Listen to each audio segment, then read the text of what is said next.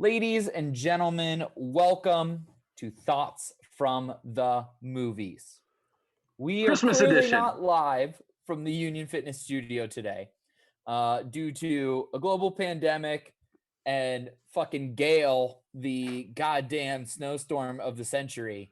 We are doing this old school Thoughts from the Movies over Zoom, but I'm going to do the ad read anyway. Union Fitness is located on the North Shore of Pittsburgh, which is buried under snow. Union Fitness is more than a traditional gym. It's a place where you can transform yourself inside and out with a variety of classes based around fitness, yoga, strength, and performance training. At Union Fitness, they believe it is their duty to hold themselves and their clients to a higher standard. They practice what they preach and uphold the values that make Union Fitness the community that it is. Go to unionfitness.com today and sign up for a consultation through Union. There is strength. Thank you. Jesus. Oh, is this a quiz show now? Is that what we're doing? Fuck you. Today's topic is the reason why I look the way I do, the reason Zach looks the way he does, and the reason that Justin just totally ignored the prompt. Merry fucking Look at this. I got the tree. I didn't know we were doing tree? the costumes. This whole tree, you can see the top third of it right here. No, obviously. I can't. No, whatever. Hang on. Let me go to your solo. Oh, I see the tree now. Okay, great. And then we got Zach's really done up, looking like some kind of gangster fucking elf. And then you Daytime have talk this show little host. number. Yeah.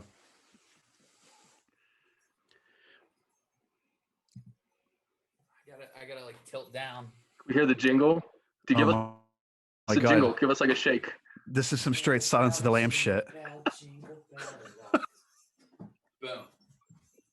That was you missed. Did you catch that, Josh? Zach What? goes. He goes. This is some straight Silence of the Lambs shit right now.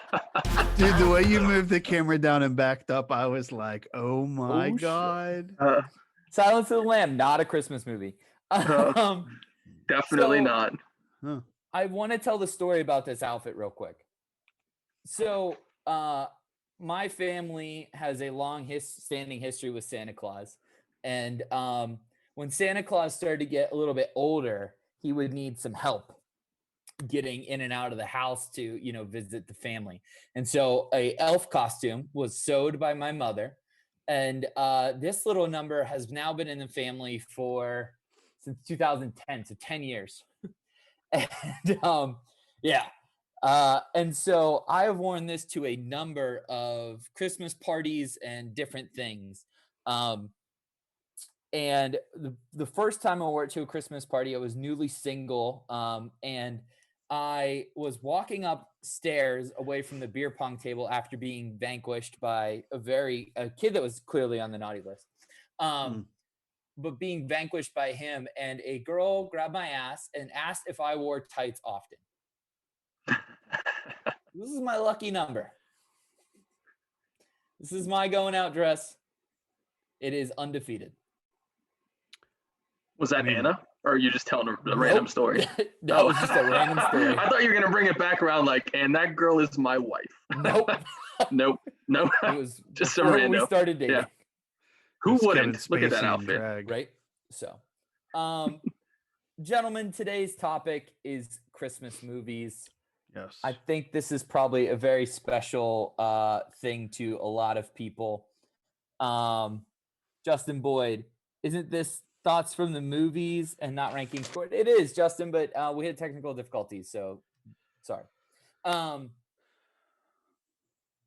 What are some of our favorite Christmas memories through the movies and yada, yada, yada? Oh, when you put it like that. I know. I'm sorry. I totally derailed and doing the best I can. Oh, shit. I Zach. wish you would have said that in the first place. Right? Yeah, I don't know. Like, Christmas movies are fucking sweet. Like, I mean, Christmas movies are far better than Christmas songs, in my opinion. I'm Okay. sure that there are like shitty, sad, depressing Christmas movies, but I don't think I've ever seen one. I think every Christmas movie I've seen, or at least remember seeing, or go back to, is like funny or uplifting and enjoyable. There's no, I'm sure Hallmark made it, but like I haven't seen any Christmas Shoes, the fucking movie, that horrible, dreadful, depressing song. But like Christmas movies are just sweet. They're fun, they're light, they're comedic, and it just like you're already like expecting or open to being in this good, happy place with the holidays, and they just give you a little extra push. Yeah. I love them. Yeah, I don't know if there's any season of the year that like movies have such a powerful effect on people. Maybe Halloween, for certainly for scary movies and horror movies and all that. But in terms of all the themes that Zach was just talking about, yeah, very uplifting. And I think that Christmas movies are more family oriented than any other season of the year, right? I mean, I think everyone has at least one movie that's like, we all every year would sit down and watch this movie every Christmas or whatever. You have lights, you put up the tree, you watch this movie, right? Part of the season. And so everyone, I think, has at least one special movie memory with, everybody who's ever watched a movie, which is just why they're so special and so awesome. Cool. Yeah, I mean, I have my favorites. I have a collection of Christmas movies on DVD because you can't trust that they're going to be on a streaming network or on TV when you want them. So I have, my go-tos in there in the DVD case, and yeah, it's an awesome time. Apparently, there's this new one on Netflix called the Christmas Chronicles with Kurt Russell and Goldie Hawn, where Kurt Russell plays Santa Claus. And they just did the second one. Apparently, the first one is fantastic. I have not watched it, but awesome. I think it was a pretty big hit. He looks like Santa Claus in real life, so it was very fitting. Yeah. Today's topics, we're going to discuss our top 3 favorite Christmas movies, some of our least favorite Christmas movies. We're going to cast our Christmas movie. And then we're going to discuss, is it a Christmas movie? I have a list of some interesting movies that somehow involve Christmas that we're going to debate. And then we're going to do overrated, underrated, a bunch of different Christmas movies to end the show. It should just be fun and charming, other than the fact that I already know that Justin submitted 2 movies that he thinks are the worst Christmas movies that are on my favorite list. So let's dive into that now. Drama. Let's start with Zach's list, though. So the first movie that Zach submitted as his top 3 is his number 3 is Love Actually. I mean, fucking come on. It's great. It's a great movie. I've never seen it. So really? Yeah. Oh, wow. It's not so much about the Christmas. It's more about like the romance of it. I mean, it's a romantic movie, and about like all these different intersecting love stories. Yeah, but it takes place at Christmas. Yeah, so that's the caveat, that it's the rom-com of diehards in the realm of questionable films that could be considered Christmas movies. But I think it's a Christmas movie. I don't know. I mean, I only watch it around Christmas. I'd feel a little weird putting it on in July or some shit. So maybe that's what qualifies it for me. But yeah, it's just kind of like this posse cut rom-com of like if Ocean's 11 like style cast for a rom-com, just like heavy hitter after heavy hitter. This is loaded. You have Hugh Grant, Liam Neeson, Colin Firth, Laura Linney, Emma Thompson, Alan Rickman, Keira Knightley. I don't know who Maureen McCutcheon is, but then Bill Nye and Rowan Atkinson. Mm-hmm. Pretty good fucking cast. Yeah, I mean, and even more. Yeah, I mean, there are even more that you didn't mention, but it's apparently in the UK. This is like the national movie of Christmas, Love Actually, because it's takes place in London and it's all British actors and things. So like this is their pastime for what every single person watches at Christmas, and it's definitely good. Like it's super charming. The cast is great. I mean, it's like all these interconnected love stories, but it definitely like captures the spirit of the season. So I don't hate that pick for Zach at all. It's definitely a fun one. Awesome. Zach's second movie, Bad Santa. I mean, what can you say about this film that hasn't already been said? I think there's a lot that could be said, because this is not up there for me. Really? Yeah. Well, if you have the Muppet Christmas Carol on your list, then I could give a fuck what's on your list compared to Bad Santa. But One we'll more get there, time? I guess. A Muppet Christmas Carol. Uh-huh. Yikes. Yikes. You guys just like Zach's is about fucking his first one. Then his next one is about a Santa Claus that robs the mall. Like, and then his third one, I don't want to give it away, but like there's definitely some problems with the third one. So like what like explain to me how this is a top 3 Christmas movie for you. I mean, it's so good. It's got I mean shit, it's got Bernie Mac, it's got John Ritter, it's got Billy Bob Thornton. Mhm. You got little Thurman Merman and his pink elephant and shit. You want me to fix you some sandwiches? Like it's the little midget guy and his wife. They're knocking off stores and shit. It's just so good. Like it's so funny. Like of all the things that you would imagine to be part of a Christmas movie, it's literally the polar opposite in every aspect.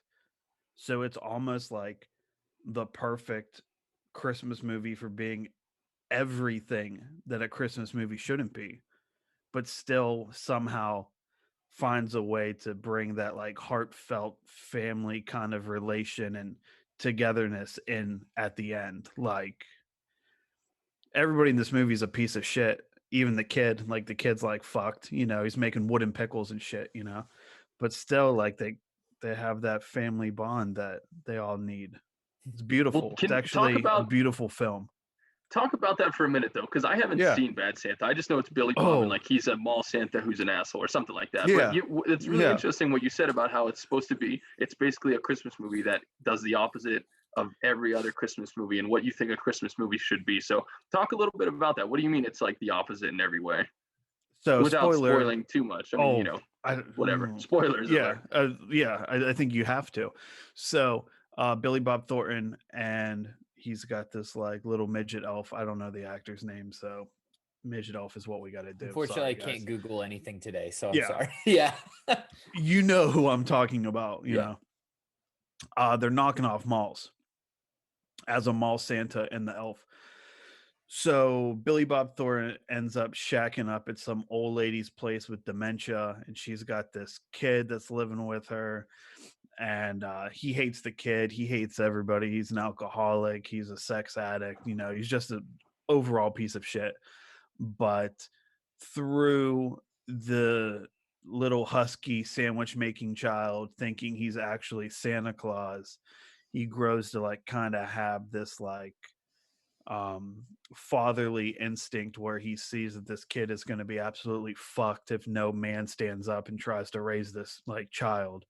So he like starts to think of him in that way. And the boy, once Billy Bob Thornton kind of breaks down that he's not Santa Claus, he has no other resort than to like kind of think of him then as this father figure. And at the end, it kind of comes together nicely. But I mean, Bad Santa 2 is an awful fucking movie. Like, don't even, it's not, you're good on that front. But yeah, it's also hilarious. Like, it's one of the funniest fucking movies ever. I mean, it's rated R, right? Like, it's pretty graphic. Yeah. Yeah. Okay. Yeah. Definitely goes against, I guess, some of the more generic Christmas tropes with movies. So having this foul-mouthed and sex addict type of guy. I mean, I just never watched it. It sounded okay, but I don't know. I mean, it's like he's not chasing after a toy. There's not. I mean, as far as like Christmas in the movie, is it a big theme other than he's a Santa, or is it more like about just him being a father to this kid? Like, are they at the Christmas stores doing shopping and like baking cookies and doing all that stuff? To an extent, it's kind of hard to explain. I would put it on your short list. Nice, but not the second one, which I think just came out recently, like in the last year or two. Yeah, that is pretty new. Yeah, I don't know what Kathy Bates must have had bills or some shit. I don't know. Okay, nice. Yeah, I mean, I know Bad Santa. A lot of people like that one, but that's cool to hear that it's so different. Okay. Yeah. And then, if we could, I'd like to save yours for your first one for last, Zach, and actually go to Justin's number 3. Go for it. Okay. Yeah, my Because number three. Sure. you guys have yeah, a movie that matches. So definitely. Yeah, Yeah. we can do my number three first. My number Cool. three was Elf. And Right. my three are in no particular order. These are just top three. Sure. Every single year, these are the three movies that I want to watch no matter what. And one is Elf. And that's definitely my family's movie. Just my parents love it. My little sisters love it. Everyone's big slapstick Will Ferrell fans. It's got so much heart to it. I mean, and so many people don't know that Jon Favreau directed it, which is really interesting. The guy who did The Mandalorian and Iron Man. Yeah, I mean, Favreau had Swingers before that, but I mean, there's this really great show on Netflix called The Holiday Movies That Made Us, and they talk about The Nightmare Before Christmas and Elf, and they do like a behind the scenes of how the movie came together and all that. And Elf is really cool because everyone on it was an unknown and unproven person. Like Will Ferrell was on SNL, but everyone knew him as like the cowbell guy, and like, you know, wearing the American flag, you know, G-string and stuff. Like no one thought he could headline a movie, let alone like a family Christmas movie, right? So New Line took a big risk with this movie, and Jon Favreau was unproven as a director. The writers and producers were unproven people. So it was a true like family coming together of, you know, like misfits trying to figure out how to do this. And it's so cool because I didn't realize the influence that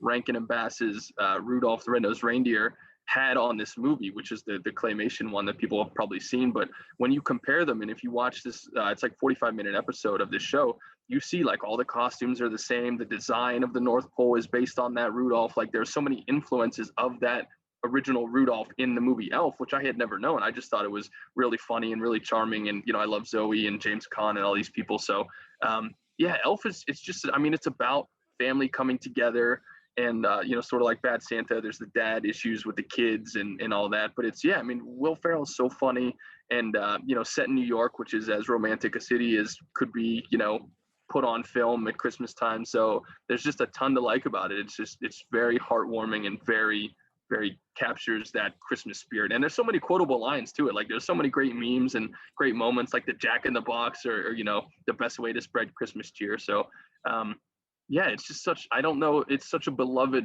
film and I'm surprised not one of you guys had it up there. I did not realize that was the first Will Ferrell movie. Because now we think of the Will Ferrell movie as this thing that we get once every other year, and it's either really great or really terrible. But like the only things of note that he was in before this is Zoolander, which should not be underrated. Yeah, one of the greatest greatest movies ever. And then he's Frank in Old School, which he has a pretty big role. Well, maybe a memorable role in Old School. Yeah. But wow, it's crazy because then like all the other things you think of him in come after this, like Starsky and Hutch, Anchorman, Wedding Crashers, like Talladega Nights, everything. Blades of Glory, one of my personal favorite Will Ferrell movies. That's crazy. And it was a big deal at the time because Old School came out the same year as Elf did, and the execs and PR people were really worried about like Frank the Tank headlining this Christmas movie and people being like, yeah, let's go see this. Because Old School was a pretty good size hit too. And it put Will Ferrell on the map. So it helps them, but, you know, give them more of a star to lead the movie, but it also worried them, you know, from the PR aspect of it. But yeah, crazy. And the filming techniques of it are fantastic. They used a lot of forced perspective, which is really cool. Yeah, it's a beautiful movie, I think. And just, it still feels modern. That was almost 20 years ago. That was 2003, I think, but it still feels like they just made it last year.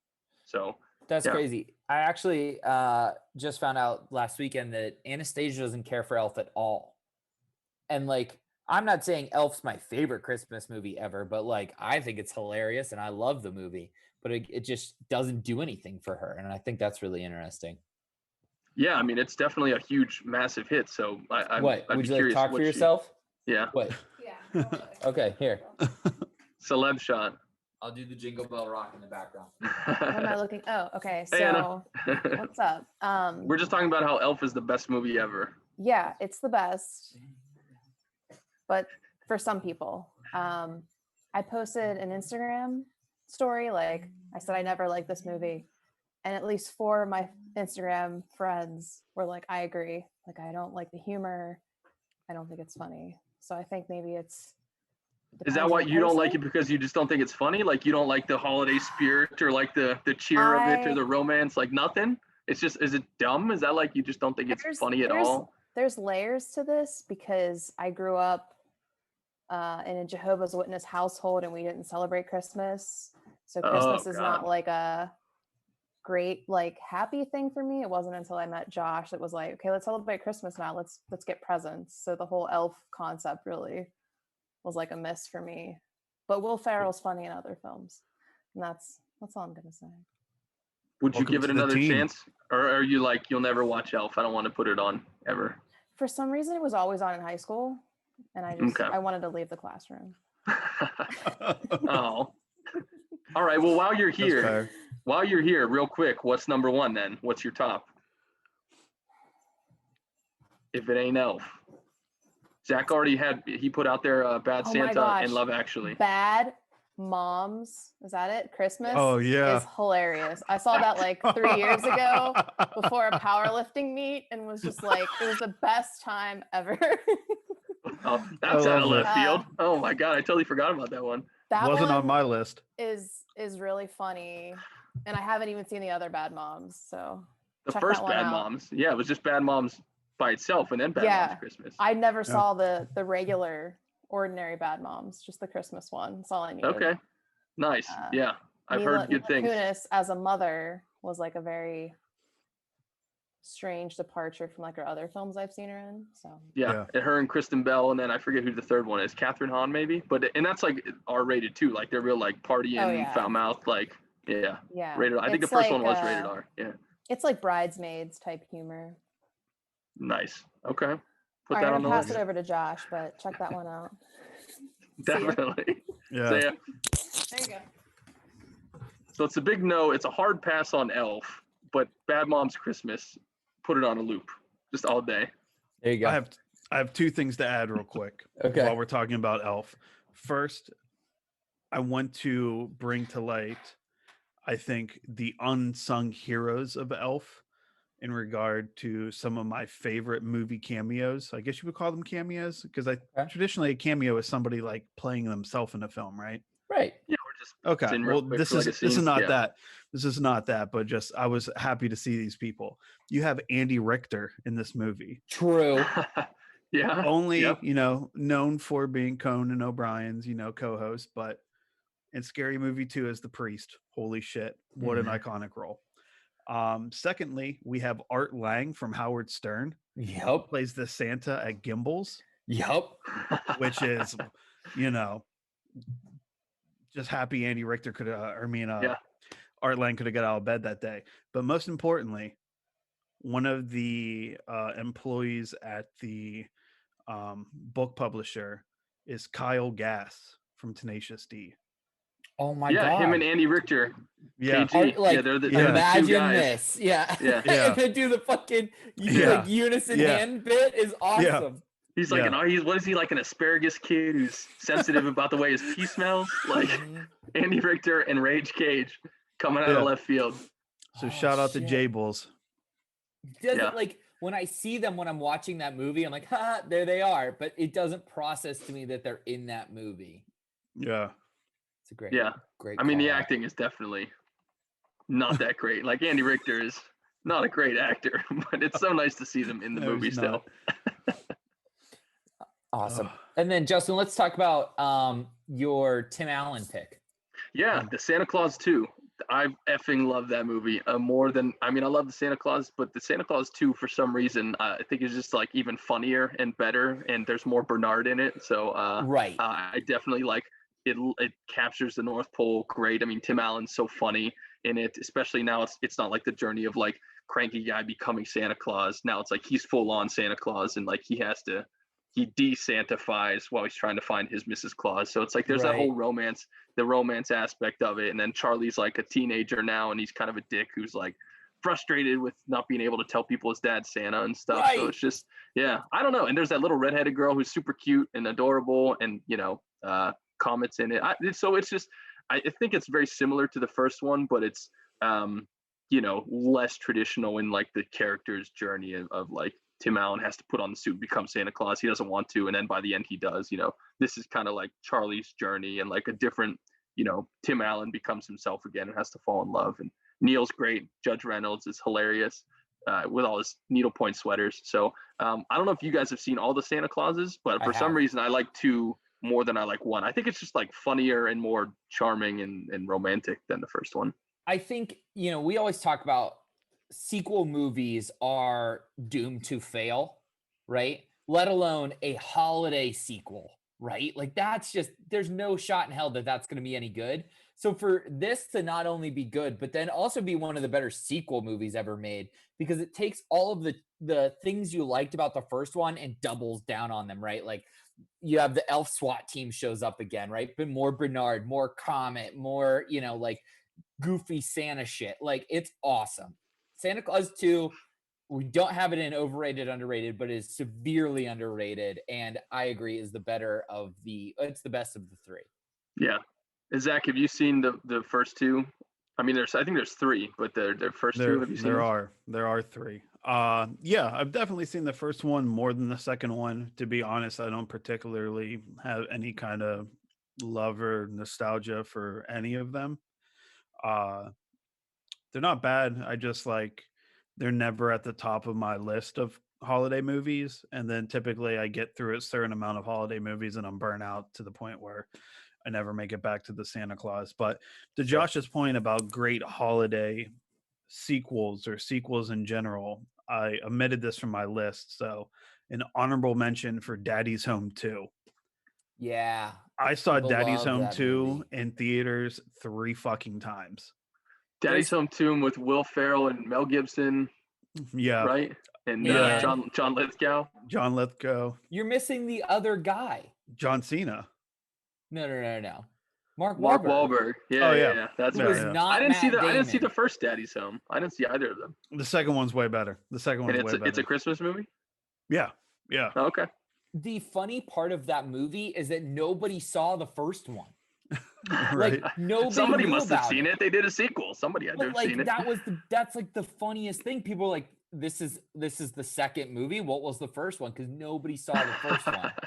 It's so different from the first one. I mean, the dynamic of the 2 families is the same, but John Lithgow and Mel Gibson and a fucking cameo from Sully at the end. Sully sent me I was dead. I was just fucking dead. But Sully the pilot? Yeah. Okay. Yeah. Nice. Yeah. But honorable mention Daddy's Home 2. Love that. Okay. Yeah. All right. So now let's do the one that you guys have in common because it's double time. I'm actually kind of disappointed we didn't just do a full episode on Jingle All the Way because I fucking love that movie so much, and I think it's so quotable. I think people really just love that movie. I don't know if anyone hates Jingle All the Way. I'm not familiar with if there are, but yeah, I mean it's so much freaking fun. That's probably the most fun Christmas movie I could think of. And Sinbad, man, he's number one. It's so trashy too. Like looking back at it now, the green screen at the end is so bad. It's awesome. Like it was like 98. There's so much brutal shit happening in it too. Like the writing isn't great. Like it's a fun bad movie. Oh, I don't think it's bad at all. I just think it's fun. It's so much fun. It's so Oh bad. God. Now I gotta listen about the fucking Muppet Christmas Carol after you trash Jingle All the Way. Zach, what do you love about Jingle All the Way? Every fucking second of it. Every moment. I mean, Arnold Schwarzenegger just being like an all-American dad, like trying to get this gift is like fucking preposterous. Like it's just it's stupid. Not Tom Arnold. What's Phil Hartman? Phil Hartman. When he's over there, oh Harold, your wife's cookies. He's like, put the cookie down. Like, oh my, Sinbad. I mean, Sinbad steals it. Yeah, I mean, I think Sinbad's like greatest contribution to American culture could be his stand-up special, Son of a Preacher Man. But this is a close fucking second because this movie is iconic in every way. The cop, he keeps running into the cop. Yep. Martin Landau is the radio host. He's like, I just have this certificate. The whole thing is so fucking over the top in every regard. And oh God, I just realized today before we started this that the son. I thought the son was the kid that played Anakin Skywalker. Nope, that's Fucking Cole Sprouse. AJ Soprano. Oh, I was wrong. What? No, it's Jake Lloyd. It's definitely Anakin Skywalker. Are you sure? Oh yeah, 100%. Then who the fuck was AJ Soprano in this movie? Who's AJ Soprano? That Tony's son? I don't know Yeah, who the AJ little- Soprano is. Either of you guys seen The Sopranos? No. We just lost a lot of credibility, Josh. Uh, The show rough just crowd, lost. rough Any viewers that the crowd. show had, do you they're gone. see what No. I'm wearing? Do Jake you Lloyd. think that I had any credibility? Oh, Yeah, you're yeah, right. Jake Lloyd. He's not AJ Soprano. He looks like shit in this one picture. Never mind. Yeah, that was after he got like arrested for DUI and was a crack addict or something. He looks like Satan's child. He really Wait, went. He went off the rails for sure. Is this the What? fucking kid from The Sopranos still? I'm sorry. Yeah, no, It's Jake not. Lloyd was definitely Anakin Skywalker Off and the rails. from Jingle Off All the the Way. rails. But Yeah. yeah, he's great. And then you got Rita Wilson, Mrs. Tom Hanks as the wife. But I think also like the Turbo Man thing is iconic at this point, right? Like Turbo Yeah. Man is such a cool doll, and it's also like you can relate to like there's that one freaking toy that everybody wants every year, and it's like this cool ass Iron Man looking action figure that does all this stuff, and it's like it's on TV, and that's what all the kids want. Like I don't know, I totally get that. Like that's a super relatable plot, I think.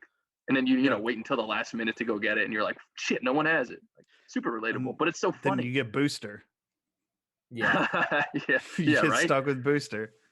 Yeah, yeah. Weird, and then like it's like animated. Like they could have just done an animatronic thing in the movie, but they did like an animated character in the movie that just totally sticks out like a sore thumb. But how cool is the fight scene at the end between Arnold as Turbo Man and Sinbad as like the dude with the big brain in his head? Yeah. They both Yeah. they're like shooting things at each other. He's got the jetpack that he's flying around on. Like that's an awesome sequence at the end there. It's super fun It in the takes middle of the forever. freaking holiday parade. I forgot how long that end scene is. Like it's a long time. It's probably like a 15-minute runtime. Yeah, I mean it's a huge action sequence. It's great. It's crazy. It's not long enough. Yeah. Yeah. But there's just It's so not many, long yeah, enough. so many quotable moments of that movie. I can't think of a more quotable Christmas movie, at least Yeah. for like my family. The put down the cookie is a great. I Put that forgot about cookie the down. Yeah, yeah. Put the cookie down. Yeah. He's that's like, right. he's like, Ted, where's my wife? Oh, she's in the shower. You want me to go get her? No. Yeah. Like, No. yeah, What year? so What good. what year was this? 96. Holy Oh, shit! 96. Wow, 96. 'Cause That's before. I didn't Star think it Wars. was. Yeah, and I was thinking like, I thought maybe like 99, but I was very curious about the fluidness in which Sinbad pretends he has a bomb in a federal building. I was like, oh, I wonder what year they made this. Yeah. Because Yeah. This is a homemade explosive device. So He's- you mean to tell me that Jingle All the Way was probably what led to Jake Lloyd being cast as Anakin Skywalker? Oh, I That's bet it fucking must have been. awesome. Yeah. That's so good. That's incredible. Oh man. George Must is have sitting been. there at Skywalker Ranch, like, Yeah. It's like, this is our guy. That's the chosen guy. one. Yeah. There he is. There he is. But it doesn't feel dated. Like even though it is No. 25 Yeah. years old, like it does not feel that old. Other than like Phil Hartman's still alive and Arnold's real young and like all that. But other than that, like I think that's what keeps it, so relevant and like so enjoyable every year is that it just doesn't seem to like age at all. I think And that's like the same thing with Elf that we were talking about. Right. That can be said for a number of these movies. Even though I don't like Bad Santa, it feels like it came out yesterday. You know what I mean? Like it's at the top of your brain when this season's like the second Thanksgiving's over, these kind of movies start to trickle into your brain and then they show up on TV and they're like, oh yeah, I love that movie. And that's kind of I think the great thing about this genre of movie. I have one, and then we're going to do the least favorite because, spoiler alert, two of them are my favorite. So here's my one contribution that you guys didn't hate. Jim Carrey as the Grinch. Mhm. How is that Oh. not on anyone's list but mine? I do love that movie. I mean, I think I respect that movie more than I actually like really like it. Like the production design of that movie is just maybe the best like ever. It's unbelievable. Incredible. Yeah, I mean they The recreated the shit out of it. It's a great adaptation. Like I do really like The Grinch. Not top 3, but it's I do like it. The Grinch is not just like a top 3 like Christmas movie for me. It's like a top 10 comedy movie for me. Like this is Jim Carrey's best performance in a movie. Well, that's saying, yeah, I don't know about that one. I think that he's the best person that could have played that role. I don't know if it's his, but like you look at Ace Ventura, definitely I'd probably say this is number one. But that's what's so awesome about the Grinch is it takes all of the Jim Carrey characters and molds it into one green, disgusting, putrid, evil dude who has some of the best fucking one-liners ever. Right? Like his whole monologue where he's like trying to decide whether or not to go to the party after he gets invited, like he's like listing off what he has to do. He's like, you're into an endless void. Have dinner with myself. I can't cancel that again. Like, I mean, it's so fucking funny. Yeah. Yeah, he's like trying on the outfits. He's like, I'm definitely not going. Yeah. Yeah. But I think what's so amazing about that movie is how they brought it to life. Like it's such an incredibly classic piece of Christmas, right? So it's such a tall task, but they just, everything about it, like the costumes and everything, just like literally it was perfect the way they adapted it. And then to stretch a book or a Christmas cartoon that's like 20 minutes long into a feature-length film is insanely hard to do, and oftentimes just ends up making it shittier because it's like it either feels like there's not enough or they're like trying to make it too complicated or change it. But like the way they actually adapted it for the screen, like, is just so incredibly impressive, I think. Yeah. Zach, thoughts on the Grinch? Yeah, definitely not my favorite holiday movie. I think personally I prefer the cartoon.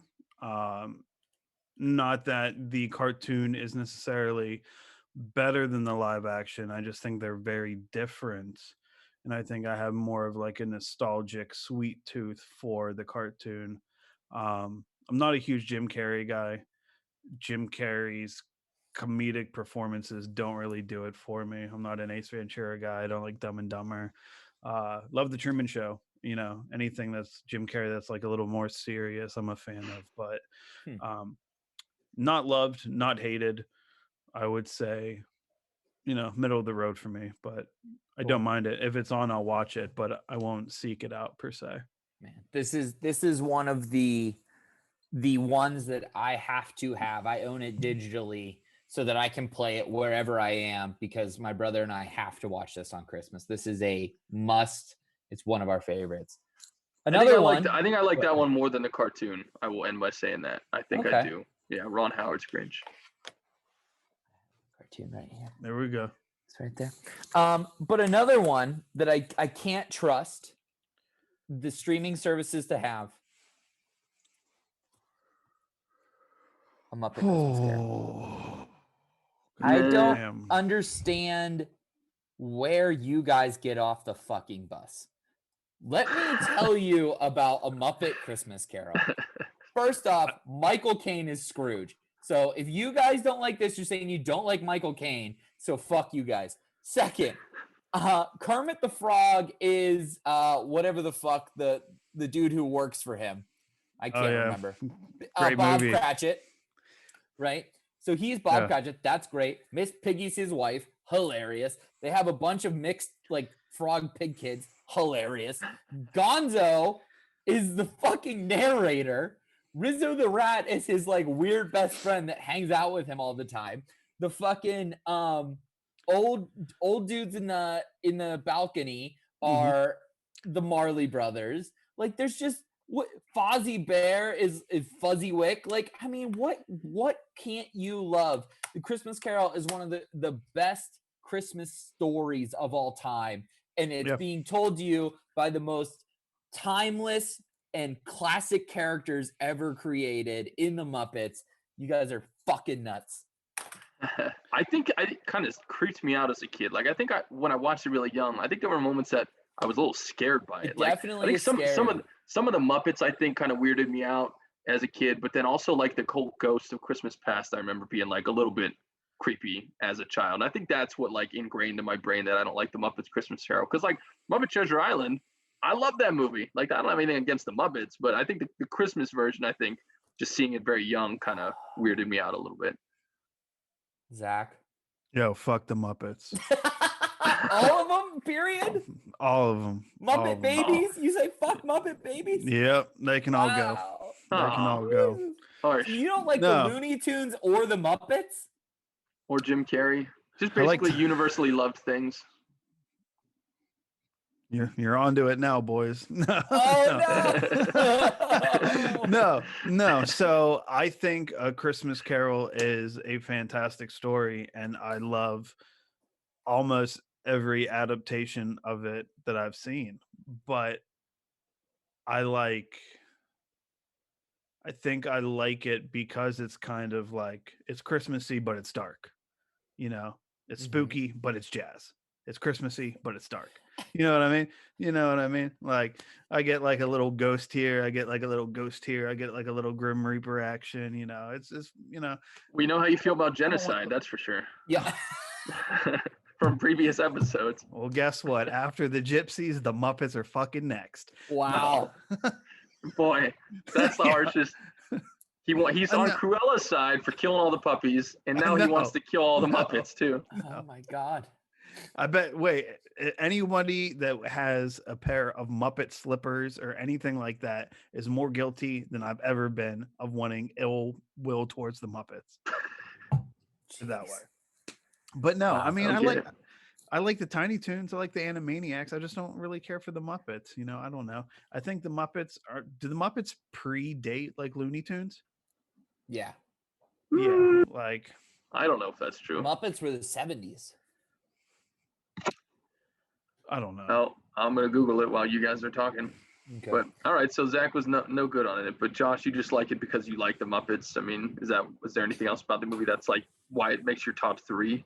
I mean, it's a Muppets movie. It's A Christmas Carol, which I think is the funnest, like traditional Christmas story that is like told through books and TV and all that kind of stuff. And I don't know, man. Like songs are bangers. We're Marley and Marley. Like I don't know, like dude. that creeped the hell out of me when I was a kid. That was definitely like a scary scene. I was like, yo, get me away from this. Dude, this is my mom's favorite Christmas movie, hands down. Okay, so that's important because to be honest, I'm not sure that I've ever seen this movie. So Oh, let me wow. say that as well. Let me. Do you say want that to as well. borrow it? I have it right here. I would love to. Actually, I don't have anything that plays DVDs anymore. Oh, well, Um, sorry. But here's my thing. But you grew up with the Muppets, right? Yeah. Oh, for sure. Okay, so like I'm not knocking you for liking this movie. I just didn't have that experience. This is like when guys like clown other dudes that don't know how to drive stick shift. Like, sorry, we never fucking owned one. You know what I mean? Like, Yeah. I'm not mad at the Muppets. I just never grew up with the Muppets, so it's why it's not on my radar. But it's more fun to say that you fucking hate the Muppets sometimes. So that's all we're It's doing. probably fun to say that. I cannot, in good conscience, say that. I hate the Muppets. Yeah. Yeah. Justin, we're gonna skip the Santa Claus 3 if that's cool, just on the sake of time, since we're almost at an hour. I mean, think that Zach. was yeah. Well, we started mean, late too. Yeah. Who's the Um, guy that's in that movie? Just real quick, the guy that Martin plays Jack Short. Frost. Martin Yeah, fuck Short. Martin Short. He's the worst. Yeah. Is that the same guy that's Jiminy Glick? Yeah. Yeah, Oh, fuck him. dude, Jiminy I Glick mean, is number one. He's the oh, best. Jesus Christ. Yeah. Like, I watch those Everything- videos all day. I'm out. Everything they did right in Santa Claus 1 and 2, they fucked Yeah. up in 3. Is pretty much Yeah. how you can explain this. If you're giving me Jack Frost, give me Michael Keaton. That's all I want. For sure. For Yeah. sure. Solid. And we'll get to that actually a little bit later. But Sick. I do want to talk about my last and my most favorite Christmas movie, Of course. A Christmas Story.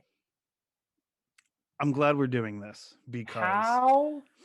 Like, is it because you've been force fed it? Is it because you like hate the like? I need explanations I think because it's what. Here's what happens. Okay. Oh no, sorry. You can go ahead and finish.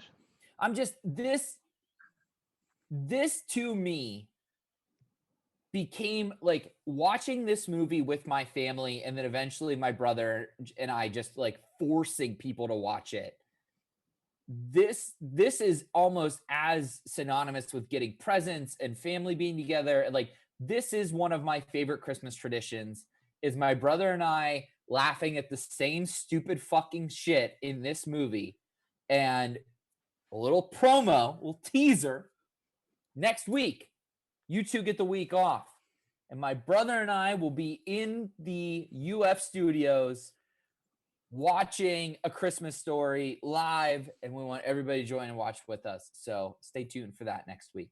But this is as important as leaving cookies and milk out for Santa and carrots for the reindeer. It's as important as being together with your family. Like this is it. This is my Christmas tradition. I'm going to start by saying that I've never seen A Christmas Story. What? And I never will. I never will. It's They one of play it those for things, 24 fucking hours every Christmas. It's You like haven't and caught I it fucking- once. and I hate it. I hate it. This is what You goes don't into my know. hatred. This is what goes into my hatred of this thing, right? Oh, It's just overexposure to something that looks so dumb. It's like every time I see the picture on the t-shirt of like the lampshade with the fishnets or whatever, like the kid sliding backwards down the slide, or like you mean "You'll the shoot your soft eye glow out." of electric sex? I hate it all. I hate everything about this movie, and I never want to watch it ever. It all looks like the most annoying, stupid thing in the history of the world. And then they put it on for 24 hours in a row and ruin what other Christmas movies I could be watching. So screw All right, you, well, Tune TBS. on to ABC Family or something else. It's on TBS anyway. Who cares? I will say a few things here. Okay. I will agree with Justin to an extent that when I said that there was a very specific kind of person that loves A Clockwork Orange, their cousin that's been a pussy their entire life and never did anything like heroin or as dangerous, this is their favorite Christmas movie. You know, growing up under the power lines, whatever, splitting a fucking Pepperidge Farms cake for Christmas or some shit. This is their movie. This is for simple folk. But I will say that I hated this movie until a week ago, where I was thinking, and I think maybe a little egregious that it didn't make our top list but I think it transcends. I think it's a staple. No, you don't have to mention Christmas Vacation. We're going to It's- get to it later, but yeah. It's the pinnacle, perhaps, of all Christmas Sure. movies. Probably the greatest, but not my favorite. But I feel like this is that movie's like arch nemesis for like Christmas movie supremacy. And I think I liked Christmas Vacation more growing up because there was a franchise I was familiar with the other films, but it's more like slapstick comedy. Like, I think to an extent, if you don't grow up with this movie being already a family tradition, you have to be an adult to really pick up on why it's so funny. On Thanksgiving this year, I tried to order fucking Chinese food because I knew from A Christmas Story that every Chinese place was open on Christmas. That's Thanksgiving's a lesser holiday. Nowhere was fucking open. And I was like, God damn you, A Christmas Story. I had to have fucking sheets for dinner on Thanksgiving. But coming of age and now being almost 30, I understand why the funny parts of this movie are as funny as they are. So I've grown to appreciate it. But like Justin, I used to fucking hate this movie. I just feel like every clip of it I've ever seen was not funny and pissed me off. And I'm like, this looks dumb. I don't want to watch this movie at all. I bet if I watch it, I'd probably love it, but I'm never going to. I will never watch it. Zach, do you have a sibling? No, I'm an only child. Okay. And I already know your fucking family history. You got like 17 siblings. I don't know if anyone in my family has seen this movie at all. I don't know if anyone has. It was never on in my house ever. That's not bad. I swear to God, and I think this is why my brother and I love this so much, is that like it felt like somebody had taped our family on Christmas. Yeah. Like that's how it feels. Like the little brother's like annoying and like the big brother's like dragging him along with them, right? And like the big brother wants this really dangerous thing. Nobody wants to give it to him, right? Like his friends are kind of douchebags, but like, hey, they're his friends, so like they're around. Like the dad cursing, right? And like hitting the radiator and stuff. Like I had that moment today with this stupid smoke detector that was just not stop. And I'm like, it felt like somebody was watching our family and turned it into this movie. And it's my favorite. Always has been, always will be. Can I interject a little Easter egg kind of crossover thing here? Sure. So in the most not the most recent, but the week before the last episode of The Mandalorian, spoiler alerts in 3, 2. Is everybody caught up here among I the don't three of watch us? it, so Josh, are you I caught up? didn't see last week, so but you said it's before that, so go for it. The one where they capture Baby Yoda. Yeah. Okay, Grogu. so Let's use his name. He has a name. Grogu, yeah. So while they're on the deck of the ship speaking, one of the little henchman guys down at a computer working is the guy that played Ralphie from a Oh, Christmas Story, what? because he's friends with Jon Favreau. So in the next scene where John Estevo, whatever the hell his name is, the guy from Breaking Bad, goes in and he's showing Baby Yoda the dark sword, the dark Mhm. saber. Mhm. Says, I don't think you're ready for this. You might like poke your eye out or some shit. It was an homage to Ralphie being in that prior scene. oh well. That's Here, That awesome. was very cool. hold on a sec. I'm going to do you one better. So to Let's play go. off of the reason that, so you're talking about Jon Favreau and Peter Billingsley, who play Ralphie, Yeah. being tight, which is why he's in The Mandalorian. Yeah. Peter Billingsley also made a cameo in another Jon Favreau project that we actually talked about earlier on this show. He was in Elf as the elf Ming Ming. Yes. Did you know that, Yes. Josh? Yeah, I did Yeah. know that. Where he's like telling him about his quota. He's like, oh, I'm Yeah. gonna be a little short on my quota this month. So yeah, Peter Billingsley, he's got the Jon Favreau connection. You But, love like, to see it. That makes me love Jon Favreau even fucking more, because if I was a director, that's the first person I would have sought out was Ralphie. Be like, you're gonna be a fucking cameo in every movie. Like, I'm Oh, putting you yeah. in everything. Yeah, I don't know. I think is there like a debate or like a fight between A Christmas Story and Christmas Vacation? Because I love A Christmas Vacation, but it sounds like they're really similar movies. So I think so you got to keep in mind that their history is so dramatically different, right? So Christmas Vacation, box office smash, Chevy Chase, like it's the sequel to a Family Vacation, or what is it? National Lampoon's Thank you. Vacation. It's the sequel to that. I mean, it was everything, and it holds up, right? A Christmas Story bombed in theaters. Like, that's why it got on TBS, and that's why it got the cult following that it got, was because it was so cheap, and it didn't, like, nobody wanted it. So the resyndication rights were so cheap that TBS was like, we really can't afford to do a whole bunch of them, but we can play this one a bunch. So they would just play it because nobody's watching TV on Christmas. So let's put this Yeah. on. I Is that think really they're- why that became about? Yeah. Hmm. I also know way too much about this movie, just like I know way too much about A Nightmare Before Christmas. I respect that though. That's why I love you. Thanks. But Yeah. I do think there is kind of like a rivalry between the two for like iconic Christmas film supremacy, but in the ways that they're similar, I think they're different. And would you agree that A Christmas Story is kind of more like dry humor? A Christmas Story isn't funny. Yeah. It's very British humory, where like it's the melodramatic moments that are funny. Like Yeah. when they're standing in line to see Santa Claus, and the kid turns around with the fucking goggles on, the aviator helmet, and he goes, Yeah. I like the Wizard of Oz. Like, that's the funny shit, right? Like the soft glow of electric sex, like when Randy can't put his arms down. Like, that's not meant to be funny, and that's the stuff that's funny. Yeah. You have to like read between the lines to Right. like see the humor, where Christmas Vacation is like over the top slapstick. I think though Hmm. Christmas Vacation has both though too, be solely based around Cousin Eddie, right? Like, he's incredible through the whole Yeah. movie, and like the shitty stuff the family says to Clark. Like, there's so many great little moments in there that you miss too. I think you're right that there's a rivalry, but I think anybody, including arguably one of the biggest A Christmas Story fans in the planet, I think everybody would tell you that Christmas Vacation is way better.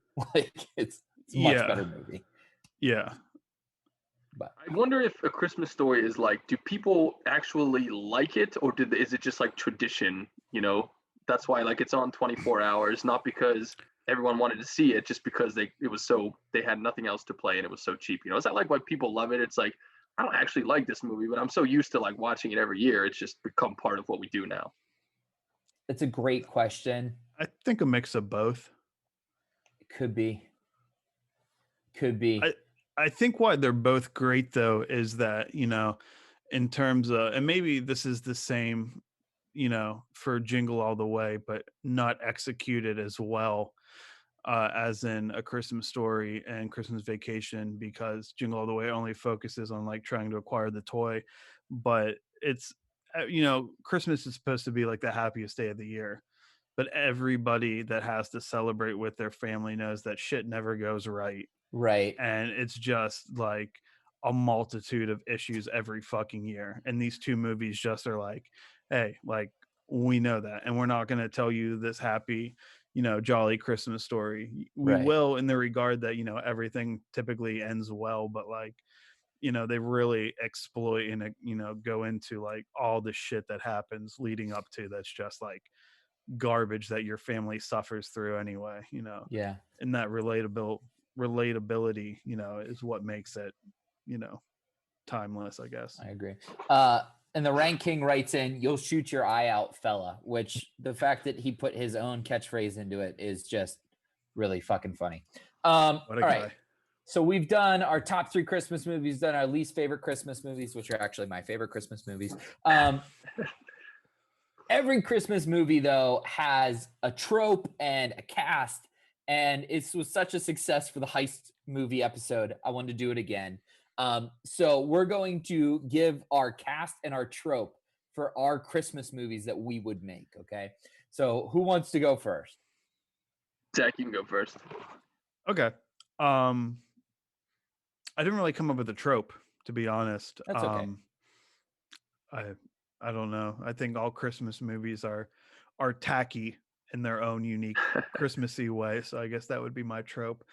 But for my cast, I just started, you know, thinking of like who I would want to see in a Christmas movie.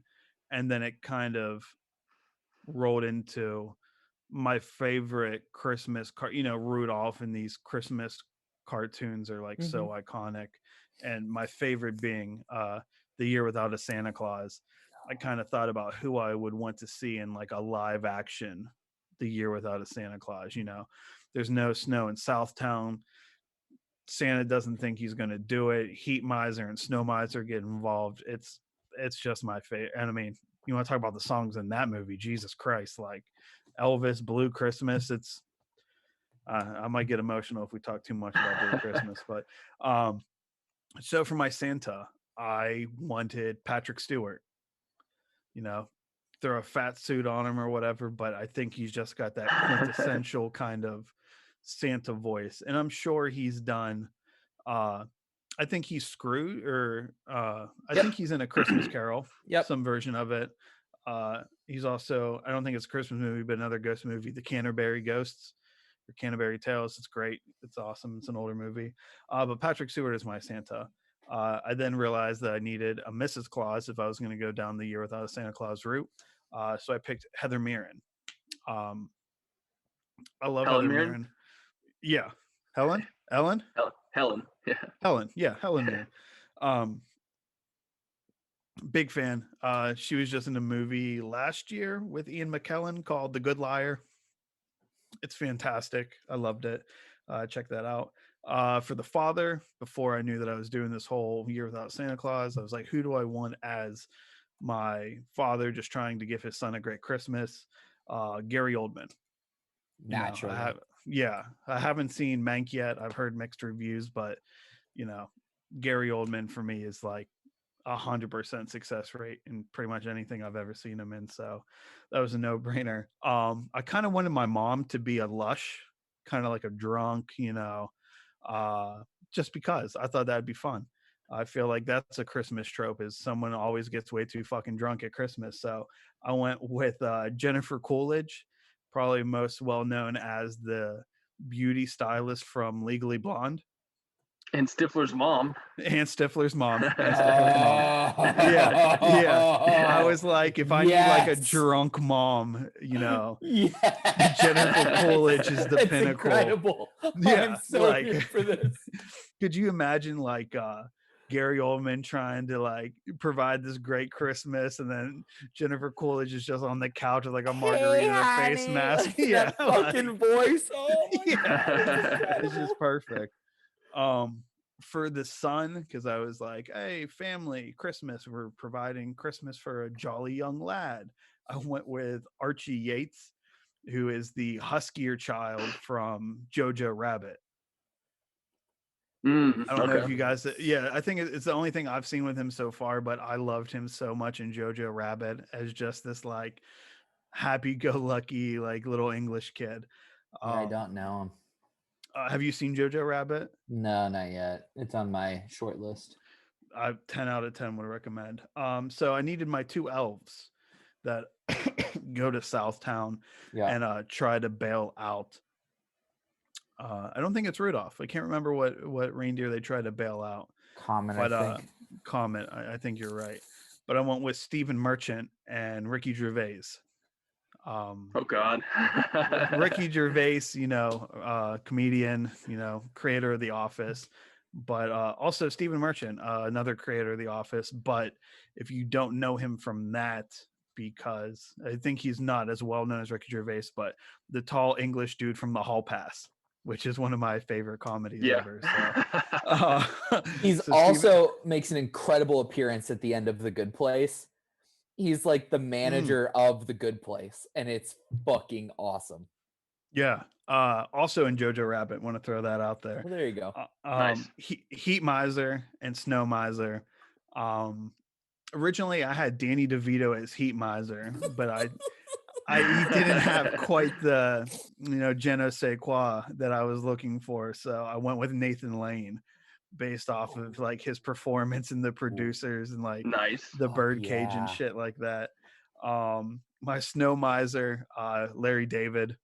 Naturally. You know, I just he is like a curmudgeon-y old man that would look good in white hair and being a bitch, and I Larry love that. David is the perfect.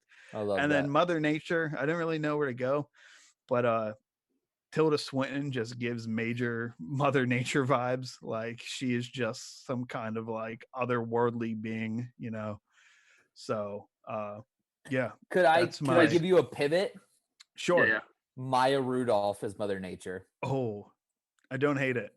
That I mean, she like I know I she's do in not hate everything it. right now, and like Big Mouth just came back out, so like she's on the top of my brain. But like Maya Rudolph as Mother Nature would be awesome, especially with Larry David and Nathan Lane.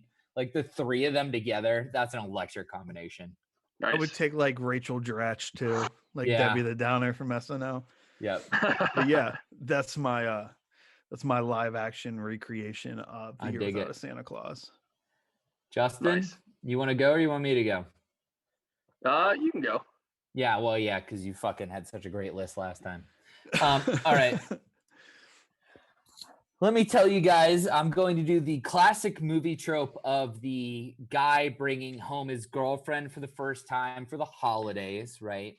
Nice. Naturally, Chris Pratt and Aubrey Plaza are the couple, Oh, right? ooh. They have great chemistry, and the rest of this cast, they've all worked with in the past, so I think that's going to help. Chris Pratt's dad is Robert De Niro. Okay. Okay, and Nice. Okay. he's like a wealthy lawyer, you know, whatever, right? And Chris Pratt's mom died when he was in an early age, and Robert De Niro remarried to Lisa Kudrow, the Oh, gold God. digger. Okay, I love it. right? And Chris Pratt has 2 brothers. Okay, he's the middle brother. His younger brother is played by Chris Evans, who's the perfect, like, you know, football star, great at everything, like the perfect child, right? Nice. And his older brother, who's the cool brother, played by none other than Thor, Chris Hemsworth. Oh, he's getting all the Chris's together. All the Chris's, I did it! It's I the finally did Christmas. it! Yeah. The Christmas special. Oh, I see there what it you is. did there. Jesus There it A is. Chris Christmas. A Chris Oh. Christmas. Yeah, so that's mine. I thought about fleshing it out more, but I think that was more than enough to go on. I thought about adding like Mila Kunis as Chris Hemsworth's wife, and drawing it out, putting kids in there and stuff. But I like my core premise there. So. Yeah, the Christmas. Yeah, I love it. Chris Christmas. Okay, solid. So I will go. All right. My trope or whatever, I won't really call it a trope, but there's a type of Christmas movie where it's very common that you sort of have the family get together where chaos ensues, right? Just all these people getting together and then under one roof for a couple days. And you could do that with weddings, you could do it with whatever, but it happens a lot in Christmas movies. So for mine, I was trying to think of, in this scenario, what would be like the most outrageous group of people to put in one room, like in certain areas. So it's like, this isn't all the family, but these are like my Christmas characters, and like all of them in the same movie where chaos happens would be amazing. So for my Santa Claus, have to have Seth Rogen. I mean, that's my dude. I think he's like the funniest guy in the world. He's already got the build for it. He's got the beard. He's got like the big booming laugh. Like Seth Rogen would be perfect, stoned or otherwise, up to him, obviously, as Santa. Mrs. Claus, Wanda Sykes, as just someone who would like not be able to reel him in. Like, what the hell are you doing? Like Wanda Sykes would be the perfect pairing with Seth Rogen for that couple. The too drunk uncle that you always have sitting in the background, the Randy Quaid character. I have Borat or Sacha Baron Cohen, whichever you prefer. Very nice. Very nice. Well, whichever, either in character or not. The crazy grandma who's good for like one or two good one-liners, like in Christmas Vacation, like with the squirrel and everything. The crazy grandma, and this is the choice that I'm most proud of. I have Ray Finkel's mom from Ace Ventura, the crazy lady who gives him the cookie. She's like, Ray Finkel should die of gonorrhea and rot in hell. Would you like a cookie, son? That's my crazy grandma. God. I'm particularly proud of pulling that one out. Oh my God. And I know you're not an Ace Ventura guy, Zach, but that old lady would be amazing. Yeah. For the elves, speaking of, someone mentioned The Office, Dwight Schrute and Mose, of course. I was just watching the Office Christmas where he's wearing the ears, and I'm like, oh man, he would be the perfect elf, him and Mose together.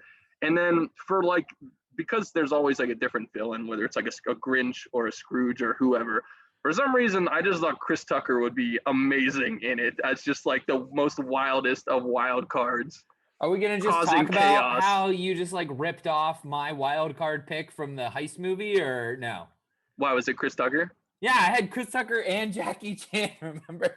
Oh, nice. Okay. Well, then, yeah, we'll call it that. But no, yeah, Chris Tucker as like the Scrooge, man, would be fantastic. So that's my group of chaos ensuing family / Christmas characters. Yeah. And Wanda Sykes. Oh man. When you said Seth Rogen, I was curious because this is another like honorable mention, I guess. But The Night Before. Have any of you seen that movie? Wow. I did see The Night Before. You like The Night Before? One of the movies I think where I laughed the hardest in theaters. Wow. When he's tripping and they're at church and he realizes that the Jews killed Jesus. And he can't stop staring at the crucifix and he's tweaking out. Dude. And then Michael Shannon is the bad guy, but he's really it's like the drug dealer or whatever. Yeah. It's Joseph Gordon-Levitt's in it. I mean, I love it. I think it's hilarious. Yeah, I think I need to rewatch it because I saw it when it came out and like I've just forgotten about it. It's Josh. It's like these three. It's Anthony Mackie, Joseph Gordon-Levitt, and Seth Rogen are like three buddies, and they're all like adults now, but they're trying to get to like the hottest party of the year, the hottest Christmas party of the year. And it's like they're tripping and doing drugs, and like it's basic Seth Rogen humor. So it's like, Michael Shannon as the drug dealer is definitely the best part of the movie. Yeah. But I have to go back and rewatch it because like I kind of just forgot about it, so I don't remember like. It must not have been that good, but I feel like I'd have to give it another chance because I love all those guys. That's crazy. Yeah, I don't know that I've seen it since in theaters, but I just thought of it the other day and I was like, it had some moments. A Seth Rogen Christmas, exactly what you think it would be. But yeah. I don't know. I don't have this fleshed out by any stretch, but I was just thinking like how cool would it be? Like we saw how well the Grinch did, but to take Rudolph, like this Rudolph. and redo it. And I have nobody else cast except for Gabe Lewis as the kid that wants to be the dentist from The Office. Gabe Lewis. Zach Gabe. White or what's his Yeah. name? Zach Zach something. Yeah. I don't watch Silicon Valley. I can't remember. Gabe Lewis. What is it? Gabe. Yeah, Zach Woods. That's it. Zach Woods. Yeah. Yeah. Nice. Yeah, Zach Woods would be awesome as the dentist kid. Definitely. All right. Let's jump into, is it a Christmas movie? Let's go. Okay. So this you guys have no idea what this list is. This No is all idea. No. Me bringing it to you, so I'm not going to vote unless we need a tiebreaker, okay? The first one, Batman Returns. Is it a Christmas movie? No. Batman Returns. So it's like that's one of the ones where you would never think that initially, but then if you go back and rewatch the movie, it's like the whole thing does take place at like falls. It's not a Christmas movie, but it happens at Christmas. So do people count that or not? I wouldn't, because it's like so far down the list of components of that movie in my mind. But I could certainly see why it's like on the borderline area. So I say no. Zach? Yeah, I mean, I would say no. I probably haven't seen it in several years, but I can't even think about any Christmassy element to it off the top of my head. So I would say no. The one with Mr. Freeze does also take place during Christmas, but I thought Batman Returns is like the better movie, so I went with that. You need to chill out. Yeah, exactly. Chill.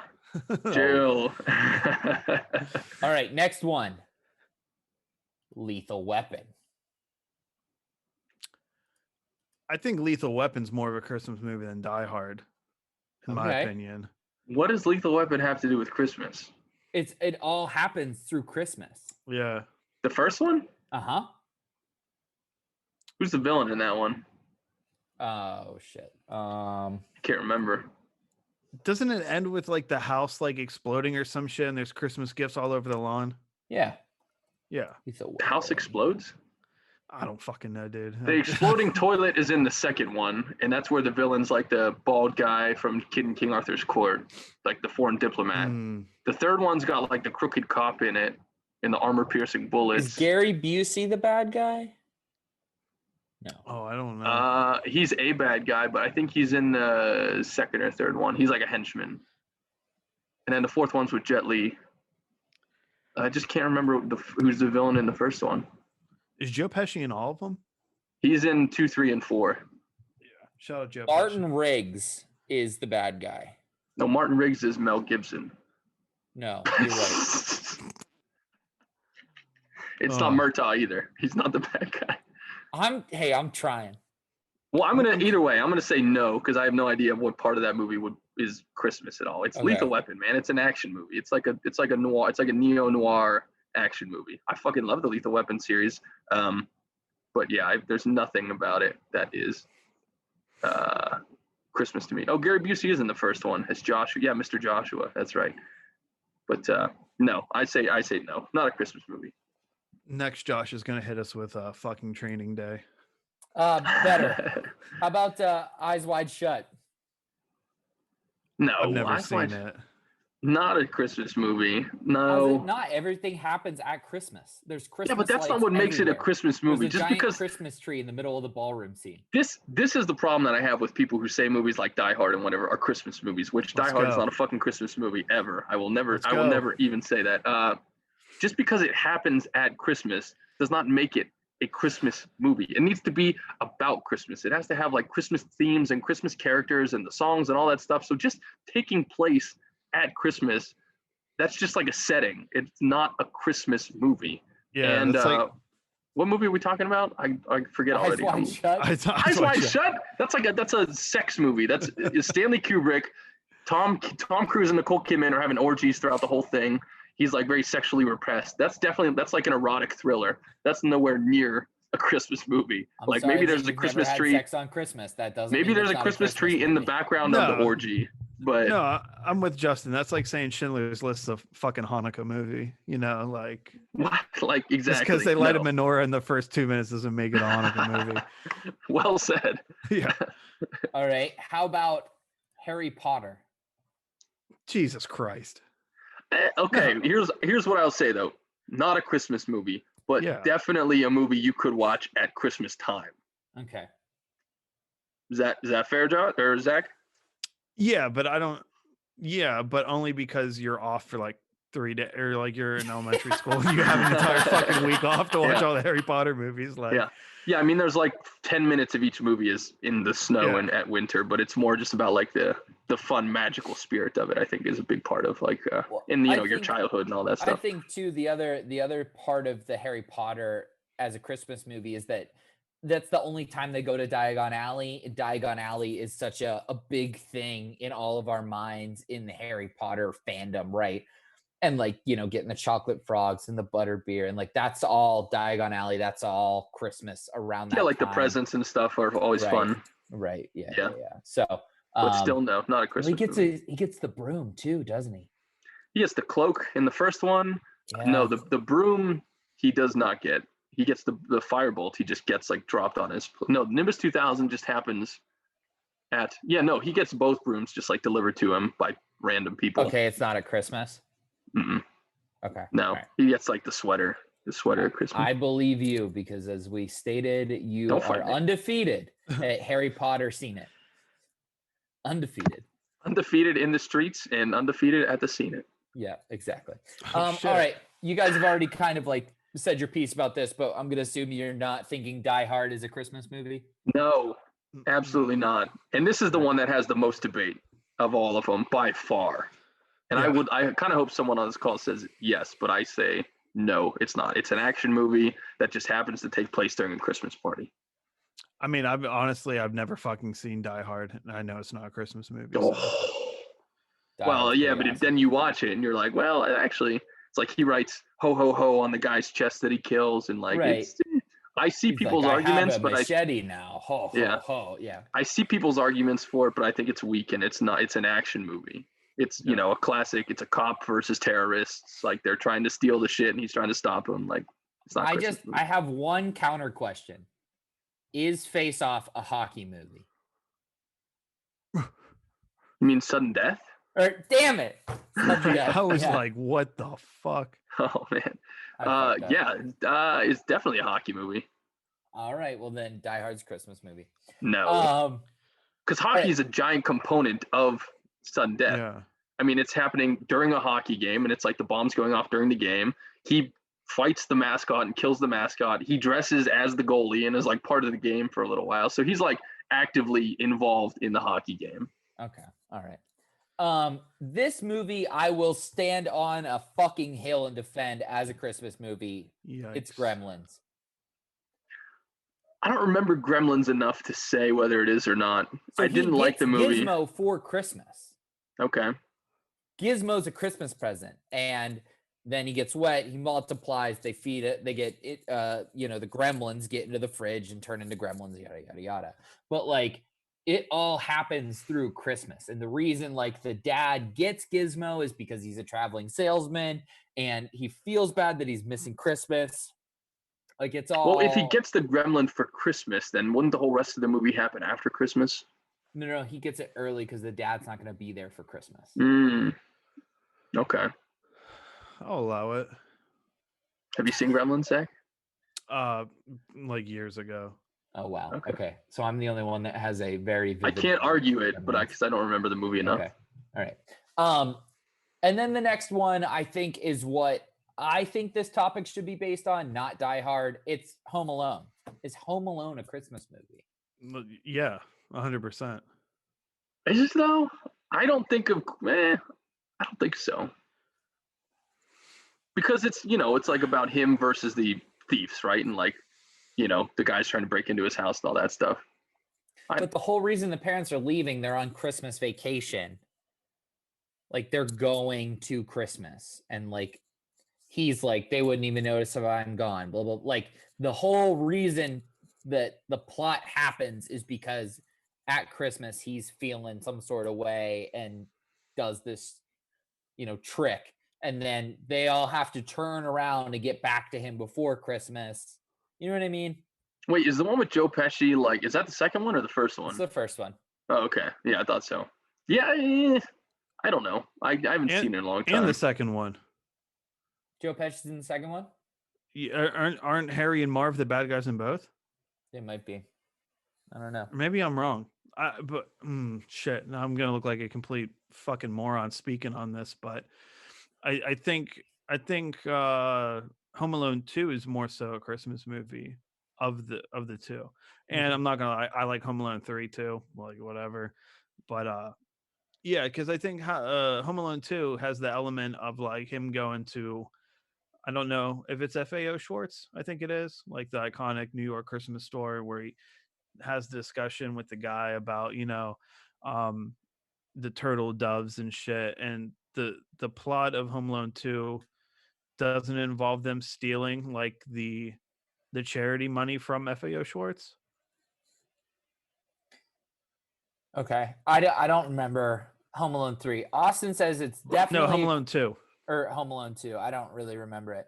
Home Alone is most certainly a Christmas movie. The whole film revolves around Christmas because he's rotten and hating his family, but misses them for Christmas. Yeah, but so the whole movie is about like him protecting his house from burglars, though, right? I mean, it's like Christmas again. It's like it's when it happens, but the movie itself is like it's not a huge part of the movie. I think this is more a Christmas movie than Die Hard. Well, it's because Die Hard's not a fucking Christmas movie, obviously. Well, all right. Yeah, I'm going Home Alone 2 being more so a Christmas movie Then Home Alone 1? Alone, yeah. Okay.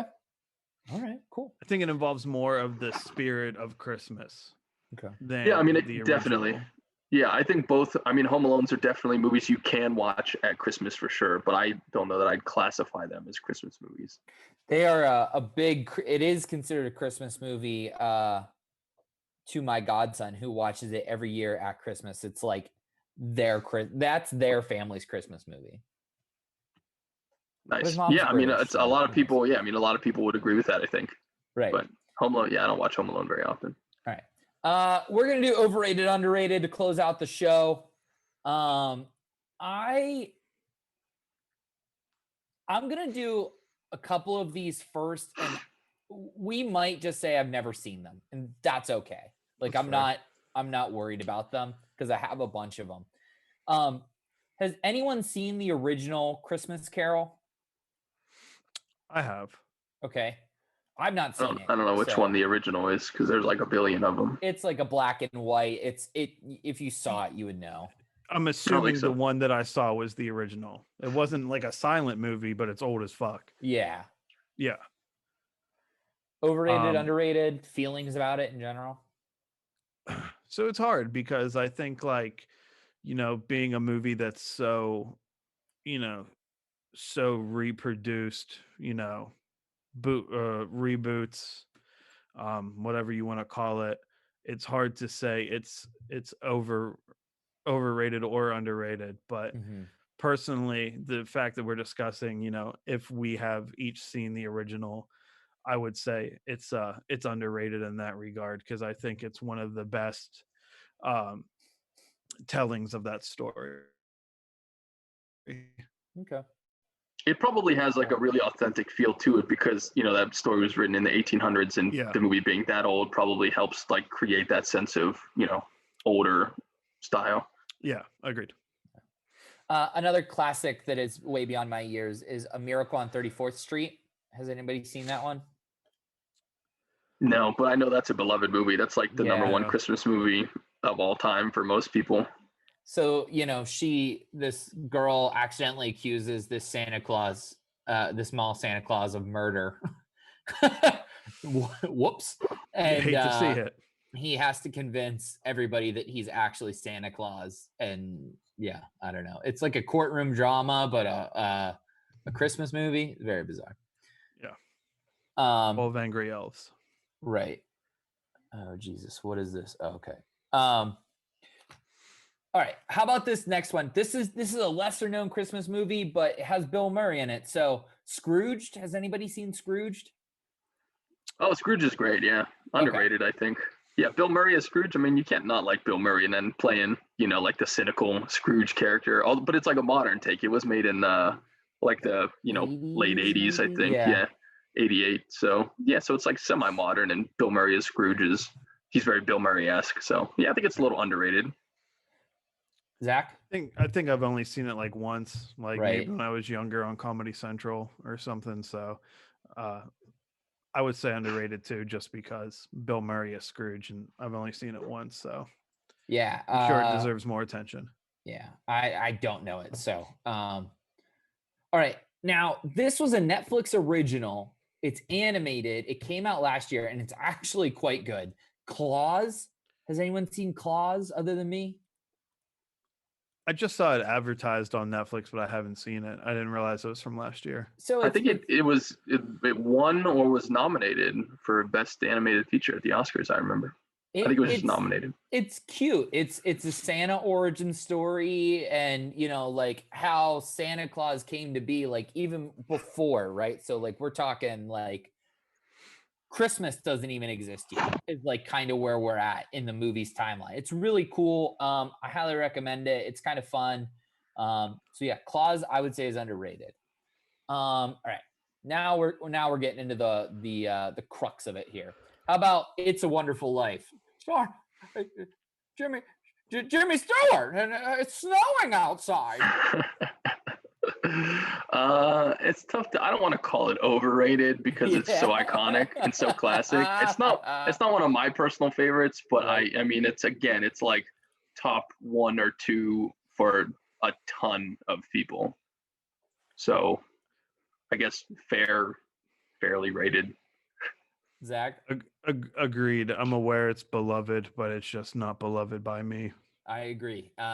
Jimmy Stewart's gonna kill himself on Christmas. That's pretty intense for a Christmas movie. How about the Tom Hanks spectacular Polar Express? I never saw it. Yeah, and you know what? Like, it was cool at the time for the technology that they did with the motion capture and everything, which Yeah. was like this was at the beginning of when they were starting to do that in the the facial recognition and having Tom Hanks's character look like Tom Hanks while he was in the suit and everything. So like, Right. and Robert Zemeckis, obviously some big technical director with like Back to the Future and Roger Rabbit and all that stuff. My cousins really loved this movie, but I did not get into Polar Express. It was just like very long and like it was dense, and I was not a fan. But I don't think a lot of people were, so it's probably fairly rated. I think it's not like a popular one. Was it solely a picture book? Did the book have Yeah. any text? I don't. It did. Yeah. It did. Okay. Yeah. I had to read it a few times. Yeah, I think like the animation and like the production side was much more impressive than the actual storytelling in that one. Yeah. Yeah, I would say it's overrated because all Tom Hanks movies are overrated. Next. Well, that's just ridiculous. Can we talk about the fact that it was too difficult for you and that you had to read it a couple times? I've had to read it a couple of times through other things that I do. But Zach, that will be noted, and I'll let Santa Claus know that you belong on the naughty list for making fun of kids who can't read real good. They should go to the Derek Read so Zoolander good. Center for kids who can't read good. I fucked it up. All right. The original, The Santa Claus, which is the first of the Tim Allen trilogy. I just want to take a second and say that this movie is underrated solely based on the name of the movie. Because it's a clause, like in a contract, not Santa Claus. Very clever. I thoroughly enjoyed that part of it. Yeah. Yes, I'll agree. Yeah, definitely. Yeah, I mean it's not underrated, maybe a little underrated, but it's a classic for sure and very clever. Yeah, you're right. Yeah. Underrated. All right. How about the musical spectacular A White Christmas? Hard Didn't pass see for it. me. Oh, really? Oh, to who? Guys, this Yeah, is no. Bing Crosby. Yeah, but Eh, I'm good. Oh, wow. Okay. I So haven't seen it. I would say out of all of the classics, right? Miracle on 43rd Street, Wonderful Life. This one is kind of like the forgotten of those older. What? What is so Miracle on fucking funny? 43rd Street. 34th Street. What did I? Somewhere between 34th and Yeah. 43rd Street, a miracle happened. You know, Across 110th Street. somewhere, you know, amongst the blocks, I want you Some- fuckers to read this hat right now. Okay. some miracle Yeah. happened. I have a direct line to Santa Claus. If you two fuckers keep this up, you're getting coal for Christmas. I believe in Santa Claus, but I need a map. Where's the miracle? Which Listen, which North- street is the The miracle North on? Pole is easy to find. You just go north, okay? You eventually Keep- find it. Just keep going north.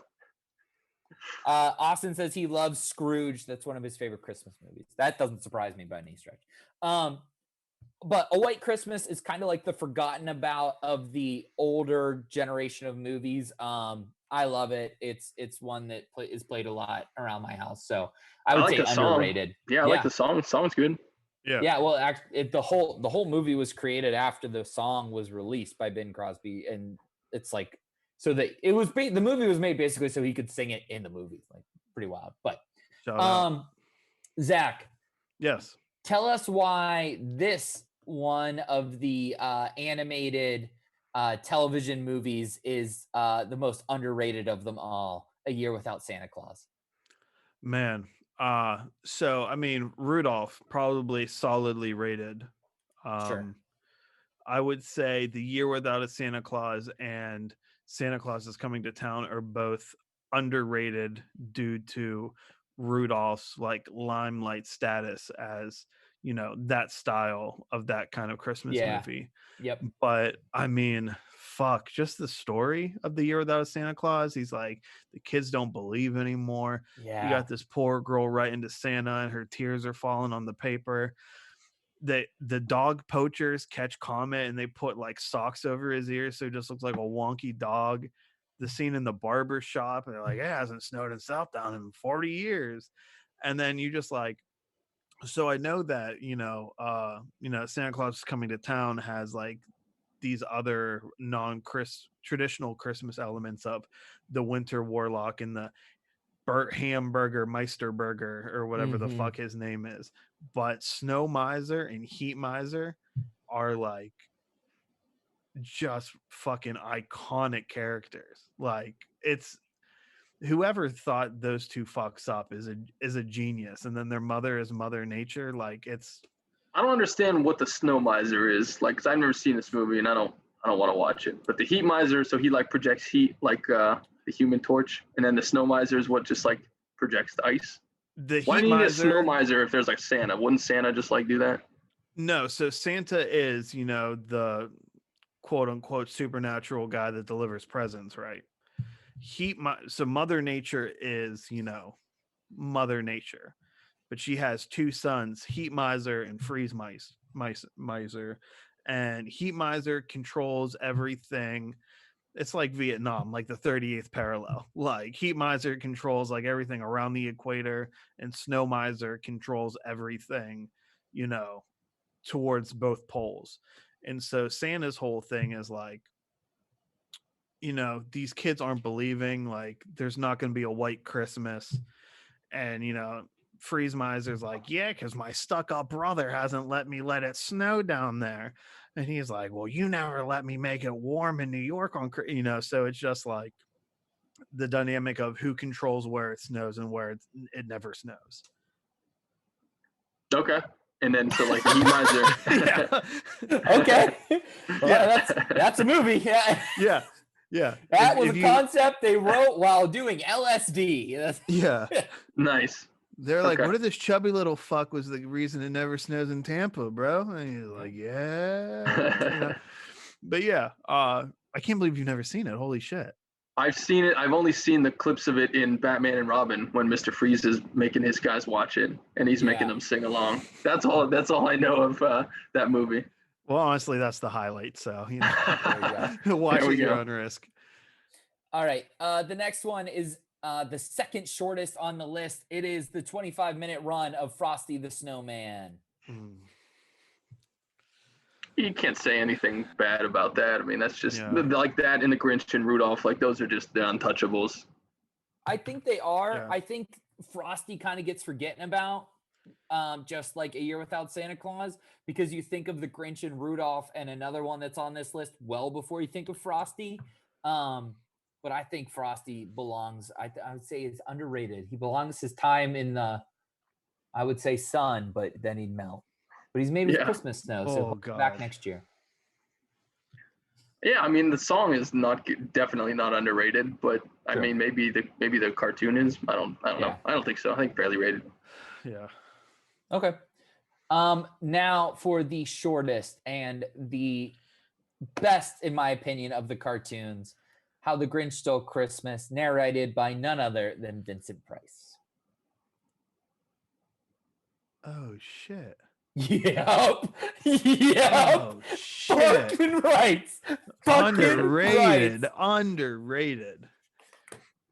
No, fairly rated.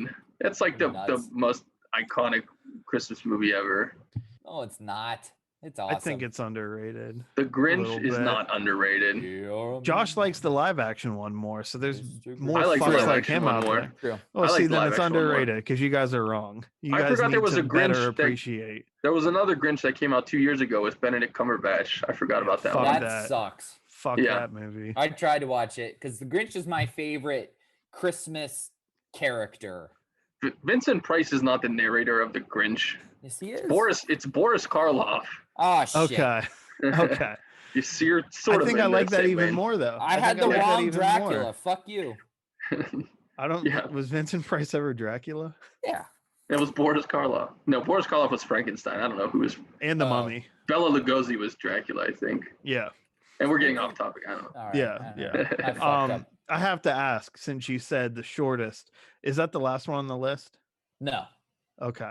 I have a sleeper cell pick I want to throw into this when we Okay. get to the end. The next one is Rudolph the Red-Nosed Reindeer. Oh, I mean, Iconic, exceptional, perfect. yeah. Yeah. The elf wants to be a dentist. Come on. That's fucking Yeah. hilarious. Yeah, it's awesome. It's perfect. Fairly rated. Yeah, I'm gonna say underrated just because it's so fucking good. it is. That so I don't perfect. think, unless we lived in a civilization that was based around us recreating the North Pole from Rudolph the Red-Nosed Reindeer, I would say it would have to be underrated. Yeah, I mean it's Yukon Cornelius, the Bumble, Oh. like these are, oh my god, like Yukon Cornelius is the fuck. man. you know, I'm speechless. I'm speechless. I'm speechless. Also, just the heavy reference in the beginning of Elf to this movie, right? Yeah. And like people would tell you Elf's their favorite Christmas movie. Elf relies very heavily on Rudolph at the beginning to kind of like establish the idea of like an elf that's not really an elf, yada yada. Right. But yeah. All right. How about A Charlie Brown's Christmas? Hmm, I don't know. maybe underrated a little bit. I think Charlie Brown in think- general. I think as time goes on, I feel like Charlie Brown is getting away from the zeitgeist, I agree. Yeah. 100%. and that makes me don't- kind of sad. Agreed. I don't Sadder than think that it's tree. the best. Oh, Would you say sadder than that tree, Yeah. bro? Look out, this is a full on. This is a full on tree. No, in Charlie Brown, you Oh. dipshit. Oh. I thought it was a wild shot too. I was like, Jesus Christ. No. Like, I got the In full on Charlie tree Brown, gun. the sad tree. Oh my he God. takes the ugliest tree, and him and Snoopy put the bulb on. It's great. He's just so mad that I don't like a Muppet Christmas Carol. He can't let it he's go. Taking shots. at Can't you. let it go. Yeah, no, I mean it's like if that version of a tree was how I feel about this movie being forgotten. That's what it would be. That tree is the equivalent of how I feel. I mean, people should remember the Peanuts exist. Yeah, that's a good one. I mean, all the Charlie Agreed. Browns, Halloween, Thanksgiving, they're all good. Yeah. All right, and then finally, the mega Christmas movie of them all, National Lampoon's A Christmas Vacation. Oh, Here's the deal. I love to remind people of this. John Hughes wrote this fucking movie. did he really? Yep. He I wrote didn't know all that. the National Lampoons. Oh wow, that's so fitting. I had no idea. I did not know that at all. It's John Hughes is probably like one of my top 5 directors of all time, just because of the stuff he made was so iconic. Like, he also wrote Home Alone. He didn't direct it, but he wrote it. Like, John Hughes has lent so much stuff to the zeitgeist.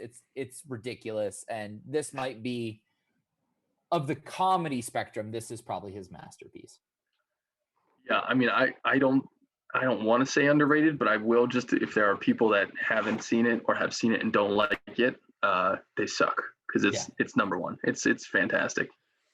So quotable. I mean, it's such a brand and franchise that people love. I mean, at least for like the original ones from the 80s, not the new Ed Helms one bullshit. But yeah, classic in every way. I tried to watch the Ed Helms one. Oh, that's brutal. Yeah. Oh, The that's brutal. Vacation. Yeah, he's like the grown-up Rusty Griswold. Yeah, it's brutal. It's not Pass. It's gonna be a hard pass. Zach? Yeah, I mean, it's hard to say, you know, for how iconic it is. It's something that you would maybe think is overrated, but it's just not, you know. It's fucking great in like every regard that you could want.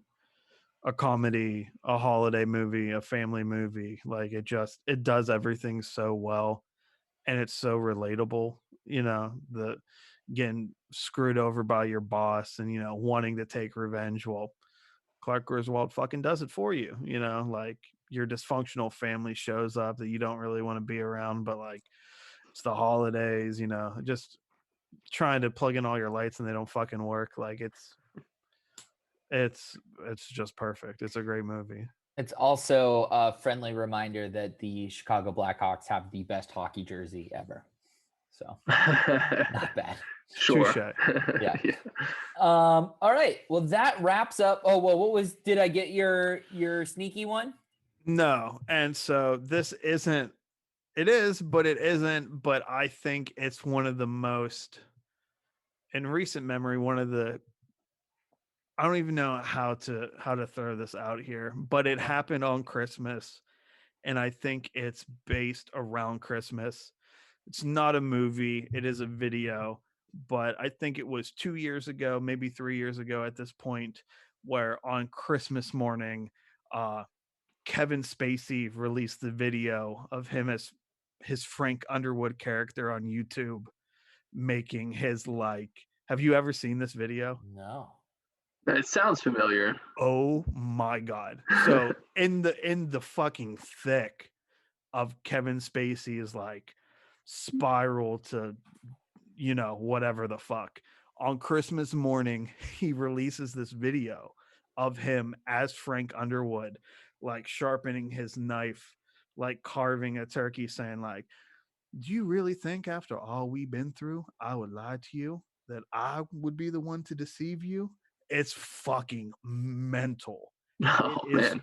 insane. If you haven't seen this, I'm sure if you just type in on YouTube Kevin Spacey Christmas video, you will have your mind melted by the levels of insanity that this man is experiencing in that moment.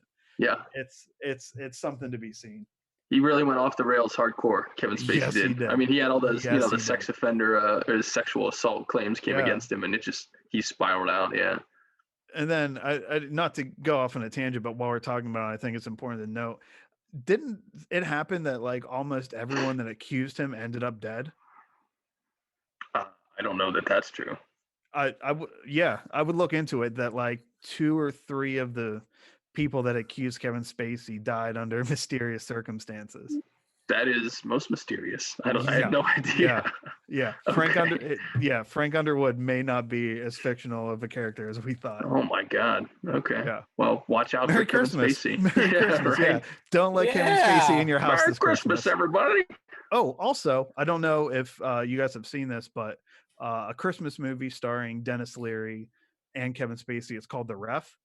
No. Dennis Leary is like a burglar that breaks into Kevin Spacey's house on Christmas and like holds them hostage in their basement. It's pretty good. It's a pretty good Christmas movie. It's from like the Okay. mid to late 90s. I would throw that out there too. Right. Shout out Dennis Leary. There you go. Shout I out Dennis never, Leary. I never connect Kevin Spacey with Christmas, but now Zach, I forever will. Thank you. You're welcome. Happy holidays. Yeah, All right. That wraps up the thoughts from the movies. Next week, you guys are off, and my brother and I are gonna get drunk and watch A Christmas Story. It should be fucking hilarious. Are you coming? You gonna watch it? All right. All three of us are gonna watch it.